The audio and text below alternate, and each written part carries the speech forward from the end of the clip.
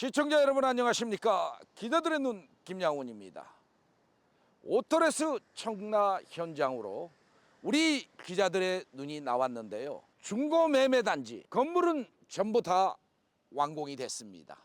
그런데 분양은 단 한 건도 없는 0건이라고 신탁사에서도 밝혔습니다. 왜 이런 문제점이 발발했을까요? 주 대원에서 시공을 했는데요. 공사비 수백억 원을 아직도 받지 못했다고 합니다. 그러므로 인해서 참으로 시공사가 어려움을 당했고 당국 또한 이 문제에 대해서 너무 미온적이라 우리 기자들의 눈이 심층 취재를 통해서 그 현장을 밝혀보도록 하겠습니다. 스튜디오로 가서 오토렉스 청라와 관련해 방송을 이어가도록 하겠습니다. 시청자 여러분, 오토렉스 청라 현장을 나갔다가 스튜디오로 돌아왔습니다.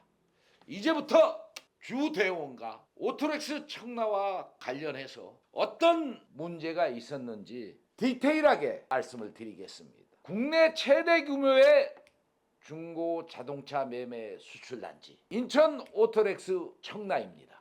그런데 오토렉스 청라가 현재 2회에 걸쳐 공매 절차가 진행되고 있는데요. 그럼에도 불구하고 현재까지 주인을 찾지 못하고 있어 시공사는 발만 동동 구르고 있습니다. 이와 관련해 주인을 찾지 못한 오토렉스 청라 시공부와 관련해서 금융기관이 책임을 지지 않아 시공사는 공사를 완료해 놓고도 수백억이라는 돈을 받지 못해 죽어 나가고 있습니다. 사업 필수비인 공사비가 지급되지 못했는데요. PF란 무엇입니까? 프로젝트 파이낸싱입니다. 이는 대출 기간에 PM 용역비를 가져가는데요. 이걸 금융수수료 등의 명목으로 가져가는 것입니다.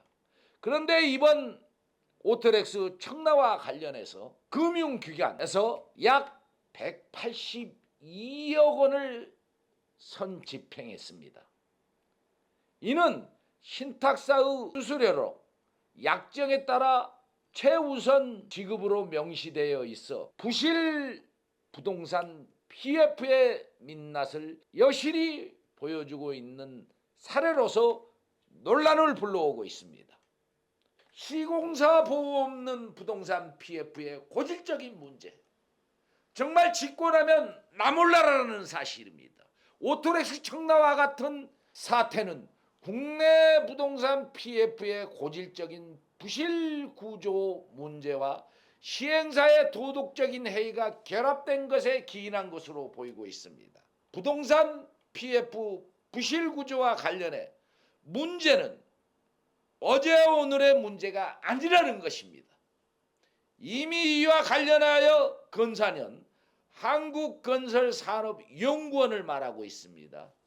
부실 PF에 대한 책임을 오로지 시공사에게 전가하는 형태로 수차례 수정 입법을 통한 가이드라인 제시를 요청한 바 있으나 현재까지 또렷한 제도 개선은 없는 상황입니다.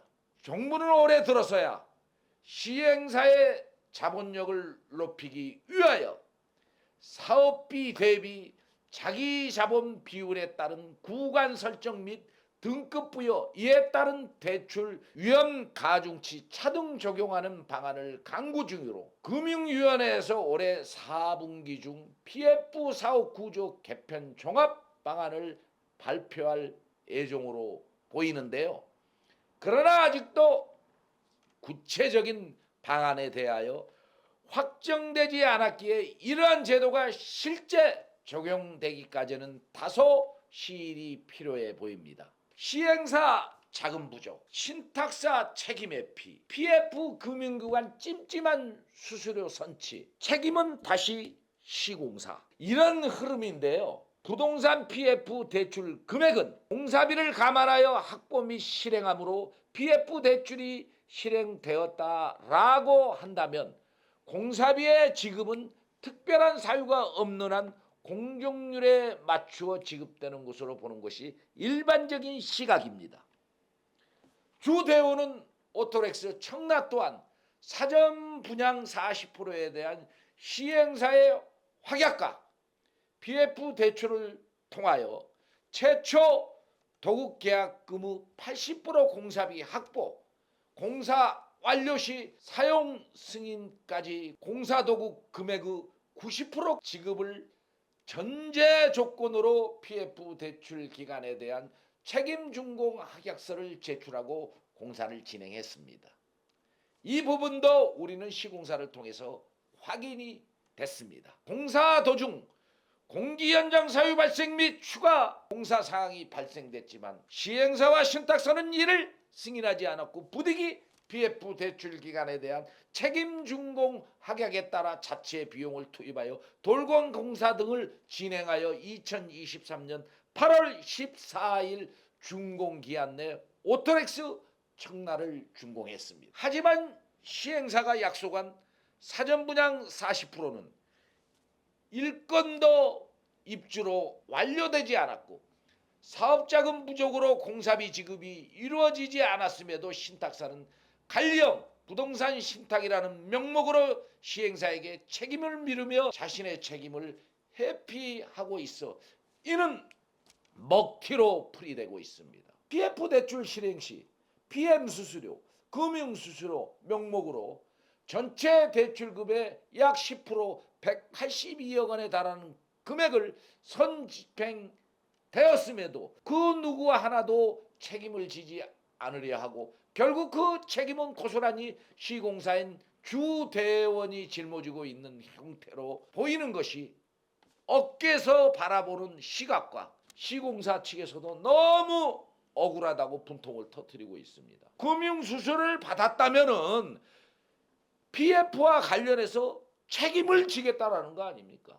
우리 자산 신탁 등 거기에 대한 금융기관 결국은 대출을 해주고 거기서 꿀을 빨아먹고 건물은 완공됐습니다. 그렇다면 그 건물은 분양된 사실이 없으니까 당연히 공매로 넘어가겠지요. 그러니까 어떤 방식이든 금융사는 PM에 대한 금융수수료 이 부분에 182억 원이라는 10% 선집행을 통해서 다 꿀은 빨아먹었습니다.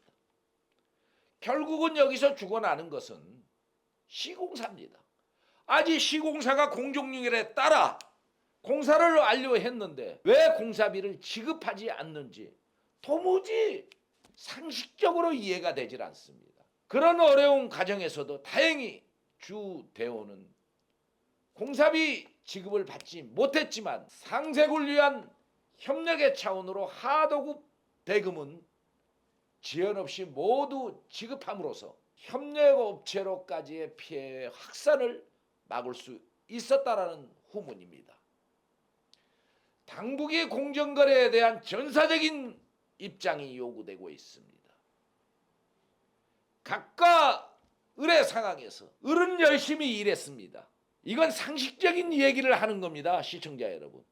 그런데 금융기관은 거액의 돈을 PM 수수료로 받아놓고 분양이 안 됐다고 하여 나몰라라 한다면 과연 그게 상식적인지 이해가 되질 않습니다.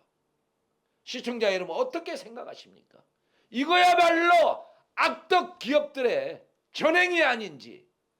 당국은 뭐 하는 겁니까? 건설사를 보호하지 못한다면 금융기관의 건설사는 항상 을의 존재입니다. 기업을 보호하지 못한다면 건설 생태계가 흔들린다는 것입니다. 그러면 어떻게 되겠습니까? 결국 그러한 누수 현상이 사회 전반적인 영향을 끼쳐 도산이 되고 거기에 또 딸린 식구와 또 하도급 업체와 여러 가지 경제적 재난이 생긴다는 것입니다. 이런 법령에 대해서 당국이 즉각 반응하는 것이 맞지 않습니까? K건설 시장 도약을 위한 필수적 제도적인 개선이 필요하다라는 것이 건설업계의 중론이고 피해를 본 업체들이 호소를 하고 있습니다. 현 부동산 시장의 PF는 주로 공사비 마련을 위한 목적으로 시행되고 있으나 시행사와 PF 대출 기간은 오히려 시공사 공사비 집행에만 자금 집행을 유보하며 그 위에 금융주 선수수료, 신탁사 수수료, 시행사 운영비는 선집행 또는 우선 지급을 보장하고 있습니다.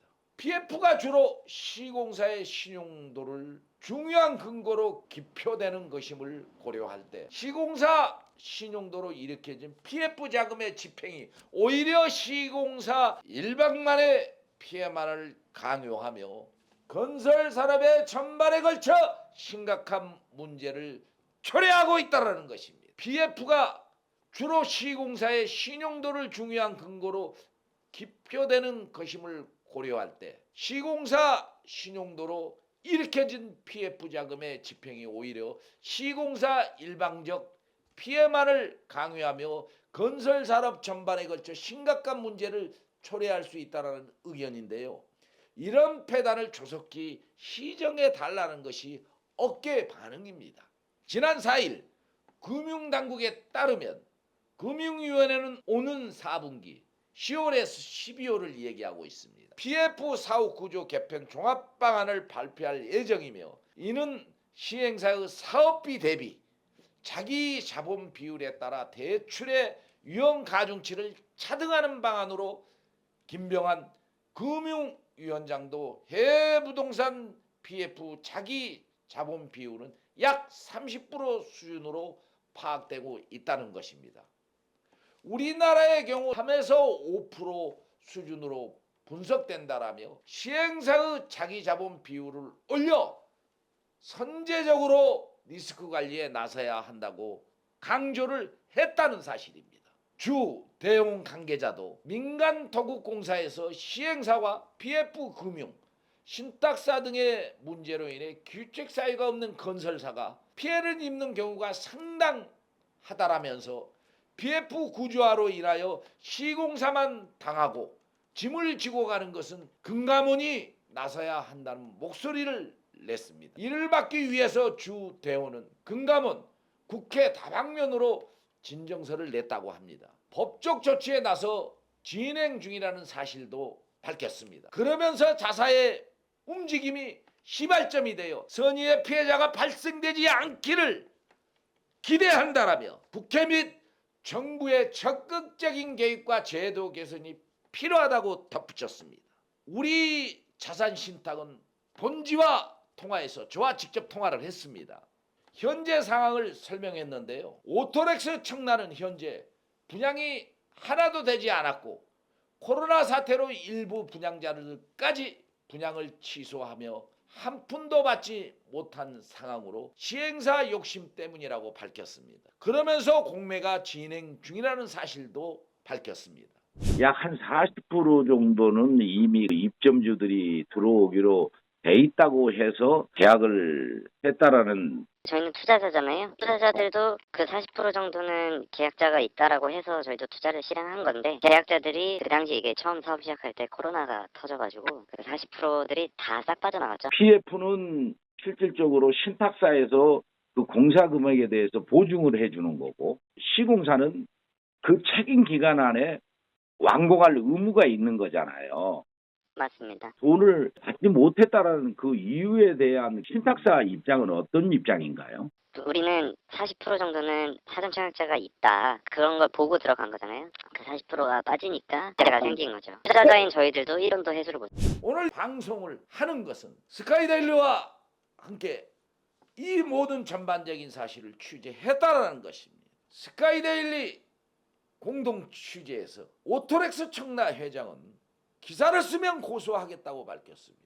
그러면서 자신들도 손해를 보았다고 답변하고 전화를 끊어버렸습니다. 스카이데일리 임진영 부장이 그 전화를 한 것으로 확인이 됐습니다. 피해 기업은 주 대원입니다. 아니 내가 집을 지어줬는데 그 집에 대해서 결제를 받지 못한다면 시행사가 손해본 건 손해본 거고 시공사가 무슨 죄가 있습니까? 협의를 하고 열린 자세로 앞으로 추후 방향과 어떤 피드백을 통하여 조율이 있어야 되는 것이 상식적인데 뭐 회피한다고 될 일이 아닙니다. 오토렉스 청라 호기 좋게 출발을 했습니다. 그러나 분양은 빵프로입니다. 빵프로. 자칫 어떤 시각으로 바라보냐에 따라서 법정 문제도 거론될 수 있다라는 것입니다. 이게 사법적 얘기를 하는 겁니다. 민사적 얘기를 하는 것이 아니라. 결과로는 우리 기자들의 눈이 확인하는 바로 주 대원이 공사를 하고 돈을 지급받지 못했던 것은 시행사, 금융기관, 당국이 시공사에 대한 법적인 리스크가 생길 때 법령이 후진적이기 때문에 이러한 일이 생긴 겁니다. 이러한 문제로 인해서 부각됐습니다. 즉각 당국은 앞장서야 할 것입니다. 또 기업을 보호하는데 최선을 다해야 될 것입니다. 시청자 여러분, 이 방송 잘 들으셨습니까? 이곳이 바로 오토렉스 청라입니다. 그런데 분양은 하나도 안 돼 있고 사회적 전반적인 문제점들이 발생하고 있다는 사실입니다. 우리 기자들의 눈은 오토렉스 청라와 관련해서 끝까지 주시하며 불법 요소가 드러나는 즉시 또 방송으로 이어갈 것이고 당국이 어떻게 앞장서고 있는지 금융기관들의 무책임한 행동 끝까지 지켜보며 알려드릴 것을 약속드리겠습니다. 기자들의 눈 김양훈이었습니다. 감사합니다.